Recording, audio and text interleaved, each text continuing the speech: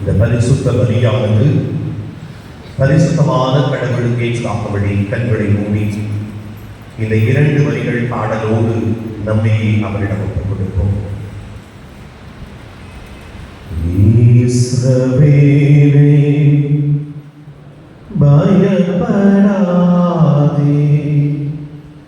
நானே உன் தேவன். என்னோடு சேர்ந்து இஸ்ரவேலே பயப்படாதே, நானே உன் தேவன்.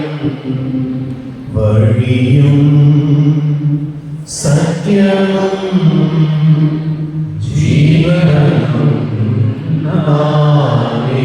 எல்லோரும் இன்னும் சத்தமாய் வழியும் சத்தியமும் ஜீவனும் நானே. மதுரத்தை உயர்த்தி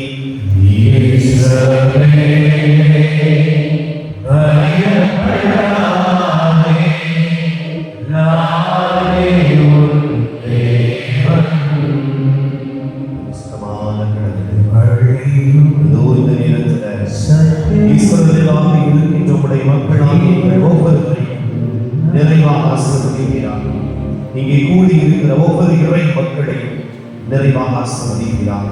இந்த காலை வேளையில உம்முடைய ஆசீர்வாதத்தோடு உம்முடைய வார்த்தைகளை கேட்க தகுதியுள்ள மக்களாக இவர்கள் இதயத்தை நீ மாற்றும், இவர்கள் உள்ளத்தை மாற்றும், செவிகளை திறந்தவர்கள் ஆண்டவரே.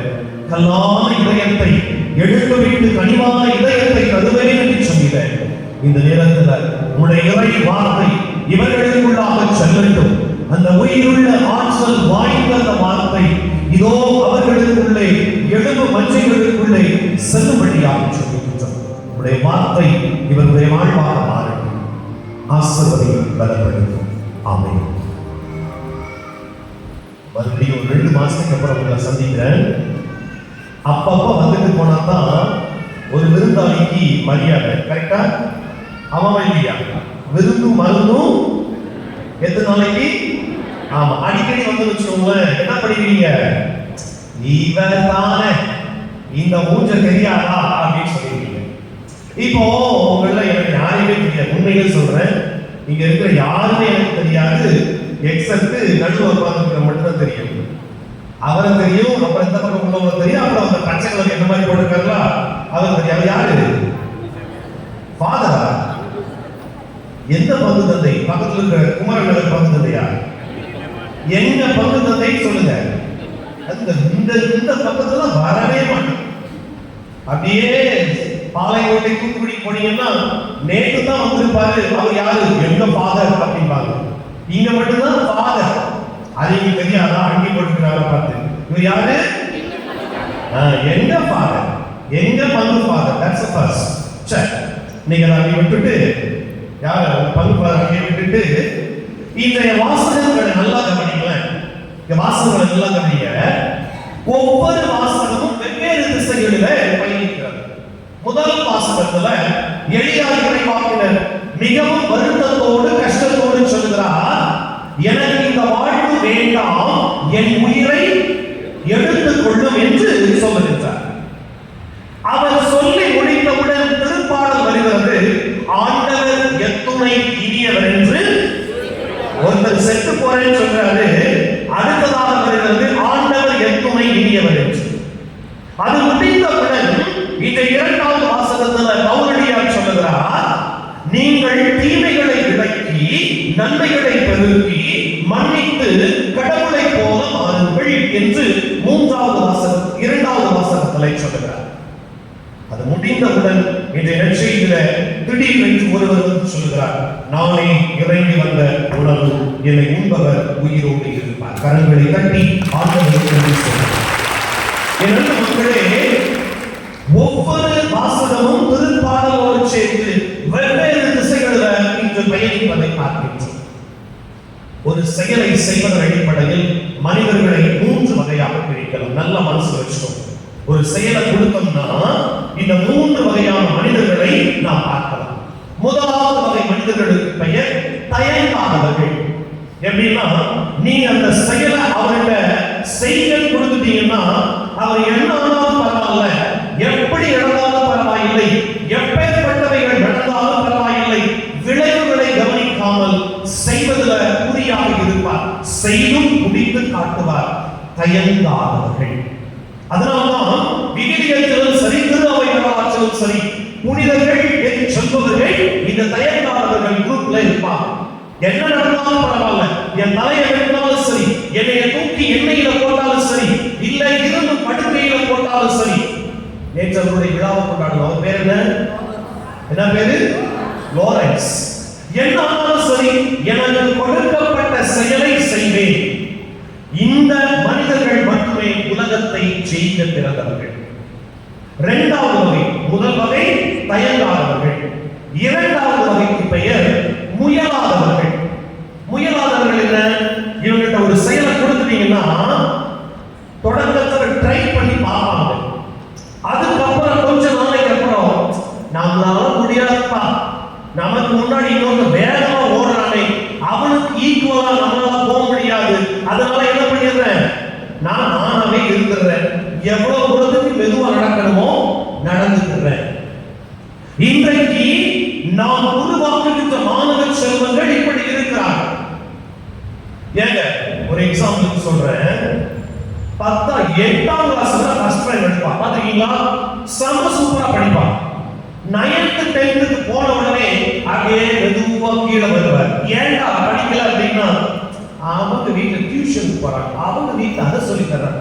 8ஆம் கிளாஸ்ல நீ தான் படிச்ச, ஒரு முயற்சி செய்ய, அதெல்லாம் முடியாது.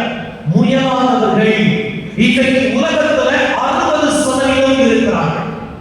ஒரு செயலை பார்த்து தொடங்கிய பின்பு அதை முடிக்க முடியாமல் திரும்ப வருகின்றவர்கள் முயலாதவர்கள். Third category. முதல் வகைக்கு பேர் என்ன? ஹலோ ஹலோ ஹாய் சொல்லுங்க. ஹலோ சத்தமா சொல்லுங்க. ஹாய் சொல்லுங்க. சத்தமா சொல்லுங்க. ஹலோ ஹாய் இல்ல ஹாய் சொல்லுங்க. ஹாய் ஹலோ சிரிச்சுட்டே சொல்லுங்க. ஹலோ நல்லா சிரிக்கிறீங்க. God bless you. First category தயங்காதவர்கள். இரண்டாவது கேட்டகரி முயலாதவர்கள். தேர்ட் கேட்டகரி வெரி டேஞ்சரஸ், இயலாதவர்கள். இவங்க யாருன்னா, எனக்கு இருக்கிறா உணவு, நான் பார்த்த பிறந்தேன், வளர்ந்தேன், திண்டேன், செத்தேன். இந்த குரூப் இன்னைக்கு 20% உலகத்துல 30%. வளர்ந்தேன், பிறந்தேன், வளர்ந்தேன், உண்டேன், உறங்கினேன், மாண்டேன், முடிஞ்சு. இயலாதவர்கள் ஒரு செயலை கொடுத்தவுடன் உடனடியாக வருகின்ற வார்த்தை என்னால முடியாது, என்னால செய்ய முடியாது. எந்த குழந்தையை இப்படி வளர்க்கப்படுகிறதோ அவர்கள் இந்த உலகத்தில் எதையும் சாதிக்கவே மாட்டார். இந்த 3 வகையை ஞாபகம் வைத்துக் கொண்டு எளியா இறைவாக்கினரை இன்று உள்ளே கொண்டு வருகிறேன். இன்றைய முதல் வாசகத்தில் வருகின்ற எளியா இறைவாக்கினர் 1 அரசர்கள் புத்தகம் 18ஆவது அதிகாரத்தை எடுத்து வைத்துக் கொள்ளுங்கள். பைபிள் எடுத்து வச்சுக்கோங்க. மொபைல் இல்ல, பைபிள் எடுத்து வச்சுக்கோங்க. 1 அரசர்கள் 18ஆவது அதிகாரம். இந்த எளியா இறைவாக்கினர் தொடக்க காலத்துல முயலாதவராக இருந்தார். என்னால் இதை செய்ய முடியாது, எனக்கு நிச்சயமாக முடியாது என்ற பயத்தோடு வாழ்ந்தவர் தான் இந்த எளியா இறைவாக்கினர். ஆனால் கடவுளுடைய வார்த்தை அவர்களுக்குள்ளே வருகிறது, கடவுளுடைய பலம் அவருக்கு கிடைக்கிறது, கடவுளுடைய ஆசீர்வாதம் அவருக்குள்ளே தரப்படுகிறது. எனக்கு வலுவூட்டுகிறவரின் துணை கொண்டு என்னால் எதையும், சத்தமா சொல்லுங்க, செய்யும் ஆற்றல் உண்டு. சத்தமா சொல்லுங்க. நீங்க எப்படி சொல்றீங்கன்னா, நான் வலுவூட்டுகிறவரின் துணை கொண்டுகிறேன், செய்யும் ஆற்றல் உண்டு. சத்தமா சொல்லுங்க. செய்யும்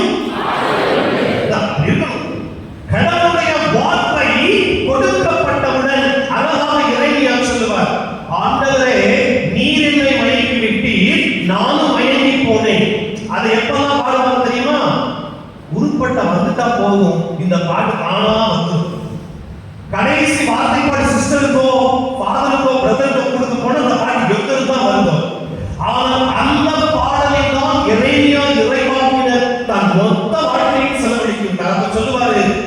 ஏன்டவே படுத்துறீங்க கிடந்து, நான் எப்படியாவது தப்பிச்சு போடலாம்னு பார்த்தா என் எலும்புகளுக்குள்ள வந்து என்னைய உங்க வார்த்தை பாடாத படுத்துது. உம்முடைய வார்த்தை தீயை போன்று எனக்குள்ளே சுட்டரிக்கிறது. கடவுளுடைய வார்த்தை ஒரு மனிதனுக்கு கொடுக்கப்பட்டால் அவர் ஆற்றல் பெறுகிறார், வலிமை பெறுகிறார், அவர் பலத்தை பெறுகிறார். கரங்களை தட்டி ஆண்டவரை எளியாக இறைவாக்கினரை பாருங்கள் மக்களே. முதலாவதாக முயலாதவராக இருந்தார், என்ன செய்வது தெரியாமல் இருந்தார். 1 அரசர்கள் 18வது அதிகாரத்தில் பாகா இறைவாக்கினருக்கும் எளியா இறைவாக்கினருக்கும் ஒரு போட்டி நடைபெறுகிறது. இருக்கா இல்லையா? என்ன போட்டி? உன் கடவுள் பெரியவரா, என் கடவுள் பெரியவரா? உன் கடவுள் ஆற்றல் உள்ளவரா, என் கடவுள் ஆற்றல் உள்ளவரா? 2 குரூப் இருக்குது. இந்த பக்கத்தில் பாகா இறைவாக்கினர் என்று சொல்பவர்கள் 450 பேர் இருக்கிறார்கள். ஏதோ ஒரு திரைப்படத்தில் பார்த்துக்கிற எனது பன்றிகள் தான் கூட்டமா வரும், சிங்கம் சிங்கிளாக வரும். எளியா சிங்கிளா இருக்கிறார். 450 பாகா இறைவாக்கினர்கள் இருக்கிறார்கள். இந்த பக்கத்தில் எளியா தன்னந்தனியாக இருக்கின்றார். அந்த காட்சி எப்படி முயலாதவராக இருந்தாரோ, எப்படி முயலாதவராக பயந்து போயிருந்தாரோ, தயங்காத ஒரு மனிதனாக கடவுளுடைய வார்த்தை எளியாவை மாற்றுகிறார். பாருங்கள், அவரே போய் சொல்றார், ஓ கடவுளுக்கு ஏன் கடவுள் போட்டி வச்சுப்போம், இந்த ஏதோ ஒரு படத்துல ஓ காசுக்கு ஏன் காசு போட்டி வச்சு பார்ப்போமா அப்படிங்கிற மாதிரி எளியா ரொம்ப சிம்பிளா சொல்றாரு. இந்த 2 காளைகளை கொண்டு வாங்க, 2 காளைகளை நீ ஒன்று எடுத்துக்கோ, நான் ஒன்று எடுத்துக்கிறேன். சரி, ஓ காளையை என்ன செய்ய நல்லா வெட்டி துண்டாக்கி பலிபீடத்தை வச்சுக்கோ. குட். நானும் அதே மாதிரி எனக்கு கொடுக்கப்படுகின்ற அந்த காளையை அந்த அழகா சொல்லுவாரு. எப்படி சொல்லுவாரு? நீங்க பலியாக்குங்கன்னு சொல்லிட்டு இவர் சொல்லும்போது நான் ஒரு பலிபீடம் அமைத்து, அழகா சொல்றார், நான் ஒரு பலிபீடம் அமைத்து அதன் மீது அந்த பலிபொருளை வைத்து அதனை சுற்றி தண்ணீர் வாய்க்கால் அமைத்து என்னுடைய பணியாளர்களிடம் 4 முறை 4 குடம் தண்ணீர் 3 முறை ஊற்ற சொல்லுவார். முதல்ல அந்த 450 பாகா இறைவாக்கினர்களும் காலையிலிருந்து சாயந்தரம் வரை ஆண்டவரே பாகா கடவுளே பாகா கடவுளே பாகா கடவுளே கத்தி கூப்பாடு போடுவான். ஒண்ணு கூட நடந்து வராது. சாயந்தரம் பார்த்து சிரிச்சு சொல்வாரு, பாத்தியா கடவுள் எப்பேற்பட்டவர், செம்ம நக்கலா பேசுவாரு. அது மாசம் பார்த்தீங்கன்னா தெரியும், பயங்கர நக்கலா பேசுவார். எளியா உன் கடவுளை பார்த்தாரா, நீ கூப்பிட்டு பார்த்தாலும் வரமாட்டாரு. அது காசு கிடையாது, அதுக்கு ஒண்ணும் கிடையாது, அதுக்கு ஒண்ணும் கிடையாது. அழகா சொல்லி இப்ப சொல்லுவார், போய் 4 குடத்தை எடுத்து 3 முறை பலி பொருள் மேல பூச்சு. உங்களுக்கு நல்லா தெரியும், ஒரு பொருள் ஈரமாக இருந்தால் அது என்ன ஆகாது? எரியா. See that's எரியா. எனவே அந்த பலி பொருளை ஈரமாக சொல்லுகிறார், அந்த இடம் முழுவதும் தண்ணீராக சொல்லுகிறார். ஒரே ஒரு முறைதான் எளியா இறைவாக்கினர் ஆண்டவரை நோக்கி சொல்கிறார். 18வது அதிகாரம் 47வது வசனத்தை சத்தமாக வாசியுங்கள். 47வது வசனம்.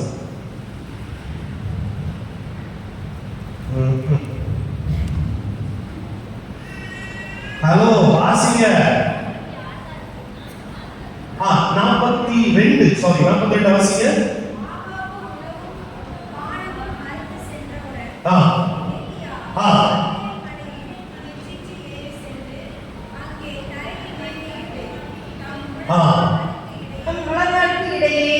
முகத்தை புதைத்துக் கொண்டார். பின்பு அவன் தம் பணியாளரை நோக்கி, நீ போய் கடல் பக்கமாய் வா என்றார். அவன் போய் பார்த்து ஒன்றும் இல்லை. 37வது வசனத்தை வாசிங்கமா. 37.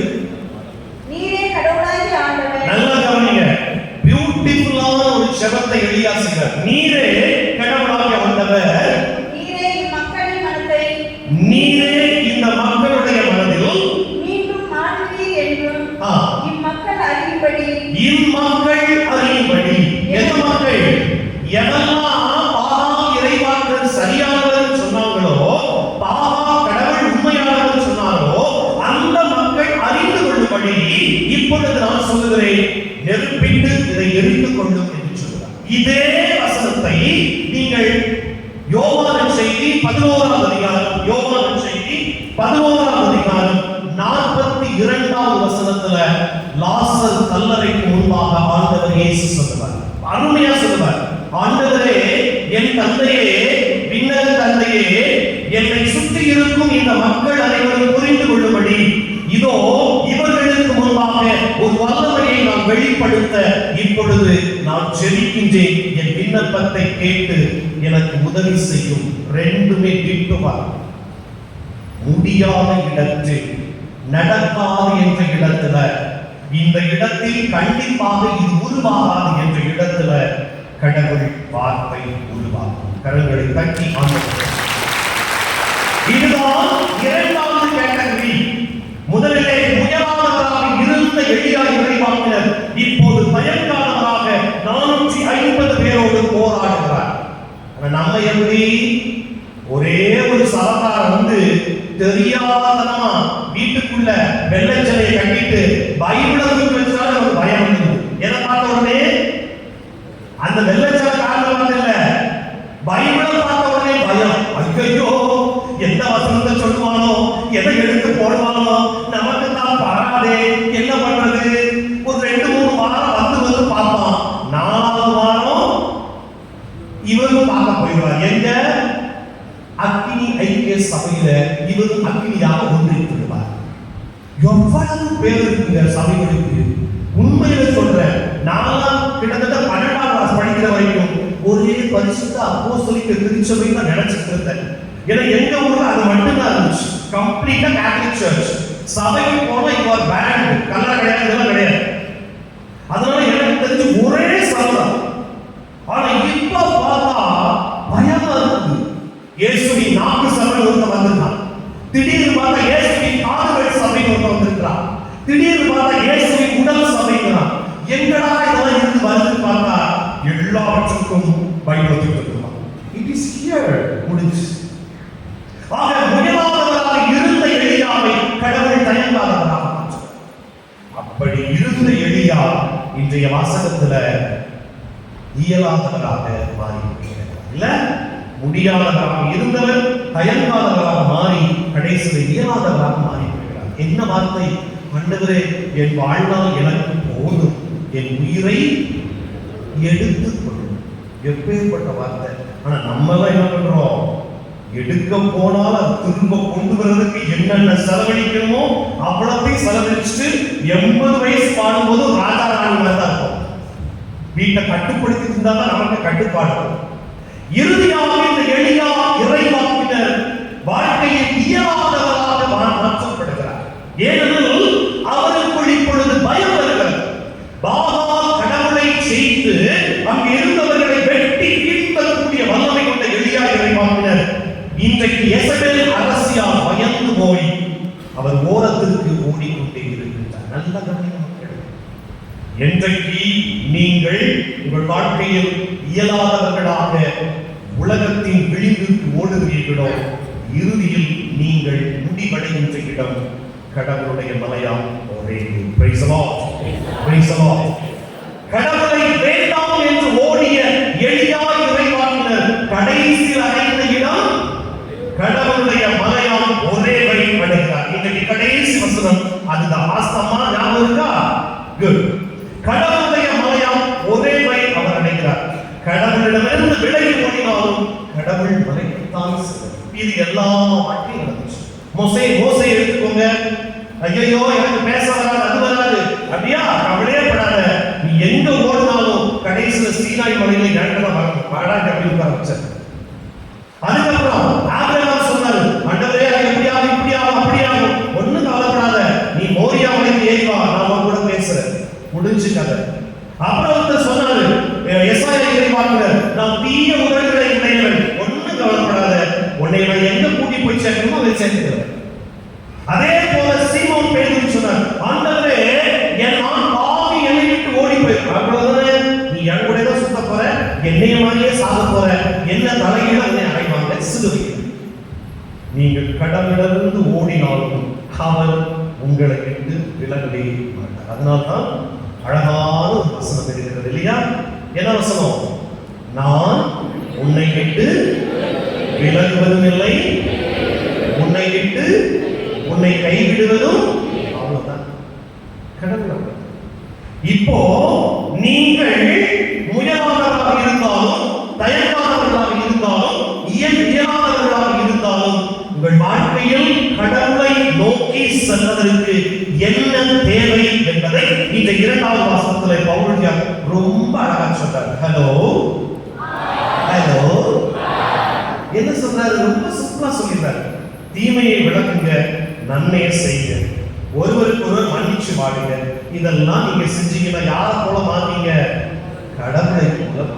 ரொம்ப அழகா சிம்பிளா சொல்றாரு. அதனாலதான் இயேசு ரொம்ப சாதாரண பேசுறது. சின்னஞ்சிறு என் சகோதர ஒருவர்களுக்கு செய்வதெல்லாம் எனக்கே செய்தது. என்ன அர்த்தம்? ஒருத்தர் தண்ணி இல்லாம வர்றான், அவனுக்கு நீ என்னத்தை கொடுக்கணும்? ஒரு டம்ளர் தண்ணியை கொடு. ஒருத்தர் பசியோட வர்றான், நீ உன் கையால் அள்ளி ஒரு வாய் சோற கொடு. ஒருத்தர் நோயிட்டு படுத்து கிடக்கிறான், நீ போய் அவனை பார்த்துக்கோ, உங்களுக்கு என்ன நிச்சயமாக உண்டு? மோட்சம். அவ்வளவுதான் ஜீசஸ். ஜீசஸ் ரொம்ப சிம்பிளா வச்சுக்கோங்க மக்களே. பெருசா ஒரு ஆகும் நினைச்சீங்கன்னா அவர் ஜீவன்பா காட்டி போயிட்டே இருப்பார். அவரை சிம்பிளா வச்சுக்கோன்னா சிம்பிளா நம்மளோட இருப்பார். எளியா எதை வாங்கினார் அதைத்தான் செய்வார். திருத்துவர் பவுல் அதைத்தான் செய்தார். எளியா எனக்கு வேண்டாம் என்று சொன்னார், ஆண்டவர் நீ எனக்கு வேண்டும் என்று சொன்னார். திருத்துவர் என்ன செய்வது என்று கேட்டார், நீ மன்னித்து தீமையை விலக்கி நன்மை செய் என்றார். இன்றைய மூன்றாவது வாசகம் நற்செய்தி மிக அழகான பற்று. நீங்க எப்பெல்லாம் வேணாம்னு சொன்னா கூட திருப்பலியில நீங்கள் பாவிகளாக இருந்தாலும், நாம் மனமாறாதவர்களாக இருந்தாலும், அவர் நம்மை மன்னித்து தருகின்ற அற்புதமான உணவு நற்கருணை உணவு. Praise the Lord. அற்புதமான உணவு மக்களே. நீங்க வேணாம்னு சொன்னா கூட, நீங்க விரும்பாட்ட கூட, உங்க கால்கள் தானாகவே எப்ப எந்திரிக்கும்? நற்கருணைக்கு தானே எந்திரிக்கும். சொல்லுங்க. இன்னைக்கு இங்க ஒரு 10 பேர் மனசுல ரொம்ப பாரத்தோடு நான் பாவி எனக்கு வேணாம்னு சொல்லி உட்கார்ந்து பாருங்க. பக்கத்துல இருக்கிற அந்த அம்மா பார்த்து பாருங்க, உங்களை பெருசா செஞ்சிருப்பா போல. எவ்வளவு பெரிய பாவி இவ பக்கத்துல போய் உட்கார்ந்து பாரு. நற்கருணை வாங்க. நாம எப்பேற்பட்ட ஆள் தெரியுமா? தினசரி புனித சூசையப்பட தோக்கடிக்கிற மாதிரி நீதிமானாவே வாழ்ந்துட்டு இருக்கிறமா இல்லையா? இன்னைக்கு உங்க பக்கத்துல உட்கார்ந்துருக்கிற நீங்க ஒருத்தர் இன்னைக்கு என்ன செய்வீங்க? ஆண்டவரே வேண்டாம், ஆண்டவரே நான் ரொம்ப கஷ்டம், நான் பாவி, நான் தவறு செஞ்சிருக்கிறேன், வேணாம் ஆண்டவரே. நீங்க உள்ளத்துல வரணும் உட்கார்ந்து பாருங்க. எந்திரிக்கிற அந்த அக்காவோ அந்த அண்ணனோ உங்களை ஒரு முறை குறைச்சு போவார். கரெக்டா? ஆமாவா இல்லையா? ஏன்னா நம்ம வருடத்திற்கு ஒரு முறை எப்படி பாவசங்கள் செய்யறோம்? நல்ல பாவசங்கள் வருடத்திற்கு ஒரு முறை. அதை மட்டும் பங்கு பாதை செய்யல அப்படின்னா முடிஞ்சுக்க. அன்பார்ந்தவர்களே, அற்புதமான ஒரு உணவை நாம் விரும்பினாலும் விரும்பாவிட்டாலும், ஏற்றுக்கொண்டாலும் ஏற்றுக்கொள்ளாவிட்டாலும், நினைத்தாலும் நினைக்காவிட்டாலும் நம்மிடம் அவர் தந்து கொண்டே இருக்கின்ற உணவு நற்கருணை. அதை எப்போ ஞாபகம் இறுதியாக முடிக்கின்ற மிக அழகாக இந்த உணவால் எனக்கு கிடைத்த பலன் என்ன? நற்கருணையால் எனக்கு கிடைத்த பலன் என்ன? டெய்லி சாப்பிடுறதால, டெய்லி திருப்பதியில வாங்குறதால, நற்கருணை இல்லாம என்னால் முடியாது ஃபாதர். இப்படி சொல்லுகின்ற எல்லாருக்கும் சேர்த்து சொல்லுகின்றேன், நற்கருணையால் கிடைக்கின்ற ஆசீர்வாதம் 3 ஆசீர்வாதம். 1, லூக்கா நற்செய்தி 19ஆம் அதிகாரம் 9-10 வசனங்களில் வாசித்து பாருங்கள். அழகாக சொல்லப்பட்டிருக்கிறது. சக்கேயு என்ற குள்ள மனிதர் அந்த மரத்திலே ஏறி எட்டி பார்க்கின்றார். இயேசு அவரை கூப்பிடுகிறார். இன்றே உன்னோடு நாம் வீட்டில் தங்க வேண்டும், இறங்கி வா என்று சொல்கிறார்.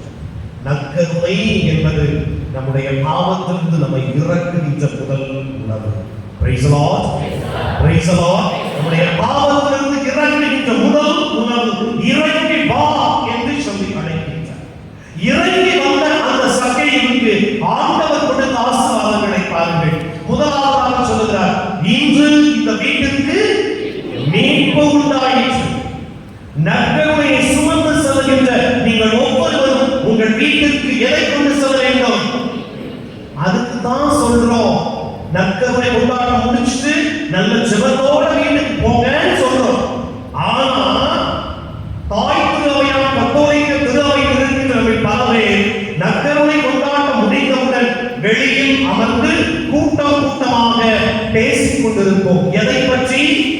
முதல்ல பங்கு சாமியார். அவரை அடிச்சிட்டோம்னா இந்த பங்கை நம்ம கொண்டு போயிடலாம். கரெக்டா? அவரை காலி பண்ணி முதல்ல பங்கு சாமியார் பேசி முடிச்சிடும். அப்புறம் எதிர்த்து வீட்டில் இருக்கிற எல்லாரும் நல்லா யோசிப்பார். நற்கருணை வாங்கிய பின்பு அமைதியோடு ஜெபத்தோடு விசுவாசத்தோடு நீங்கள் வீடுகளுக்கு சென்றால் மீட்பை தருகிறீர்கள். மூன்றாவதாக இந்த நற்கருணையால் கிடைக்கின்ற மிகப்பெரிய ஆசீர்வாதம், இவரும் ஆபிரகாமின் மகனே. இவரும் ஆபிரகாமின் மகனே என்றால் என்ன அர்த்தம் என்றால் மத்தேயு நற்செய்தி 1ஆம் அதிகாரம் 1ஆம் வசனத்தில் வாசிக்கின்றோம். இதோ இயேசு கிறிஸ்துவின் தலைமுறை அட்டவணை.